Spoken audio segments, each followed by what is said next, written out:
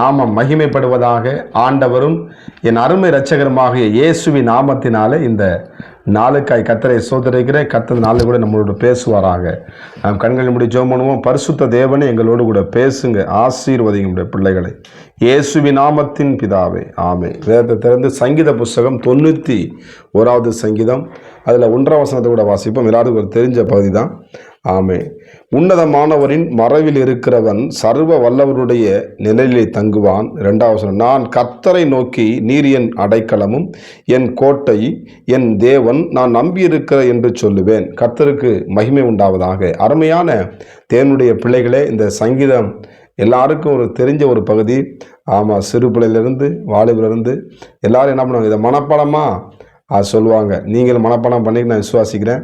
ஒருவேளை நீங்கள் மனப்பாடம் பண்ணாமல் இருந்தீங்கன்னா என்ன பண்ணுங்க, நிச்சயமாக அதை சீக்கிரத்தை என்ன பண்ணுங்கள், அந்த முதல் வசனத்தை எப்படி 2ஆம் வசனத்தை மனப்பாடம் பண்ணுங்க. ஆண்டவங்க ஆசீர்வதிப்பார். இந்த வசனம் சொல்லப்பட்டது, உன்னதமானவரின் மறைவில் இருக்கிறவன். இன்னைக்கு எத்தனையோ மறைவுகளை நம்ம என்ன பண்ணுறோம், நிழலை தேடி ஓடுறோம்.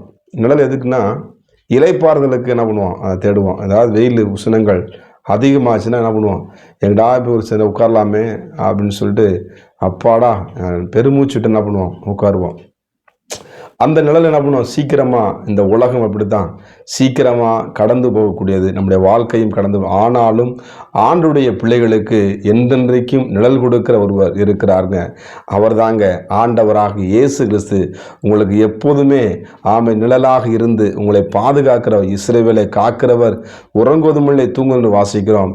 அதில் 3ஆம் வசனம் சொல்லுது பாருங்க, சங்கீதம் 91 அதில் 3ஆம் வசனம் சொல்லுது பாருங்க, அவர் உன்னை வேடனுடைய கண்ணிக்கும் பாலாக்கும் கொள்ளை நோய்க்கும் உன்னை தப்புவிப்பார். 4ஆம் வசனம், அவர் தமது சிறகுகளாலே உன்னை மூடுவார், அவர் செட்டைகளின் நிலையிலே அடைக்கலம் புகுவாய், அவருடைய சத்தியம் உனக்கு பரிசையும் கேடகமாகும். கர்த்தருக்கு மகிமை உண்டாவதாக. அருமையான தேவனுடைய பிள்ளைகளே, இந்த நிழலிலே நீங்கள் தங்க வேண்டும்.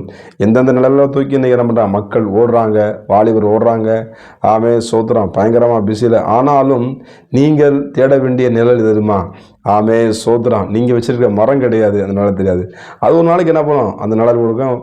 வெயில் காலம் வரும்பொழுது என்ன பண்ணும், ஆனால் அந்த நிழல் என்ன பண்ணாது, அது நிரந்தரமாக அது கொடுக்காது.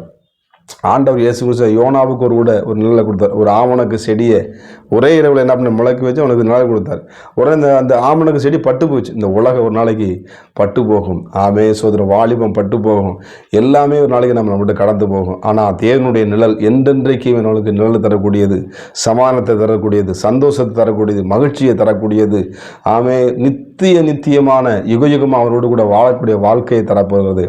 அந்த மகிமையான இழந்தாங்க ஆண்டுடைய நிழல், ஆண்டுடைய சமூகம், ஆண்டுடைய பிரசன்னம், பரிசுத்த ஆவியானவன் ஒவ்வொரு நாளும் இதுவரை நடத்தின ஆண்டவர் இனியும் ஆண்டவர் நடத்துவார். நீங்கள் தேட வேண்டியது அவருடைய நிழலிலே நீங்கள் தங்க வேண்டும். சோத்திரம். இந்த கோழி பார்த்தீங்கன்னா, அதை வளரும்போது ஏதாவது அந்த பராந்து கழுகுகள் அந்த குஞ்சுகளை பிடிக்கும் பொழுது வேகமாக என்ன பண்ணுங்க, அந்த கோழி குஞ்சுலாம் வேகமாக அந்த கோழியினுடைய சிறகுக்குழி என்ன பண்ணுங்க, அது தஞ்சம் அந்த நிழலுக்குள்ள தங்கிடும். உடனே என்ன பண்ணும், அது மூடி வச்சுக்கிறோம். உடனே என்ன பண்ணும், பறவை என்ன பண்ணும், அதை பிடிக்காமல் போயிடும். அந்த குஞ்சுகள் பாதுகாக்கப்படும். அருமையான தேவ பிள்ளைகளே, இந்த நாளில் கூட ஆண்டவராக இயேசு கிறிஸ்து அப்படி தான் அவங்க என்ன பண்ணார், அவருடைய மறைவிலே, அவருடைய நிழலிலே உங்களை மூடி வைத்திருக்கிறார்.